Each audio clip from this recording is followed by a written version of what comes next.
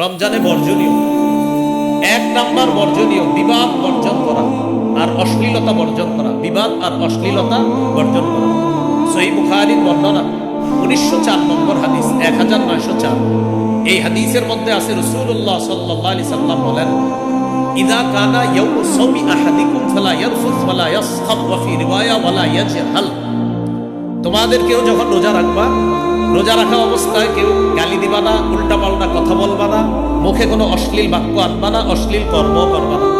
Fine সাবাহু আহাদুন আও কাতালাহু, কেউ যদি রোজাদারের সাথে ঝগড়া করে, লড়াই করে, অথবা বাদানুবাদে লিপ্ত হয়, ঝগড়ায় লিপ্ত হয়, ফাল্যাকুল, রোজাদার তখন বলবে ইন্নী সাইম, আমি রোজাদার।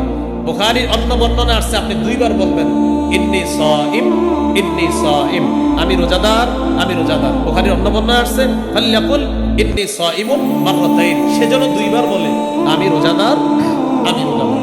তাহলে বলি এই রমজানে যদি আমাদের সাথে কেউ ঝগড়া করতে আসে, আমরা দুইবার বলে দিব কি আমি রোজাদার, আমি রোজাদার। আপনি অন্যদিকে যান। আল্লাহ আমাদেরকে ঝগড়া থেকে হেফাজত করেন।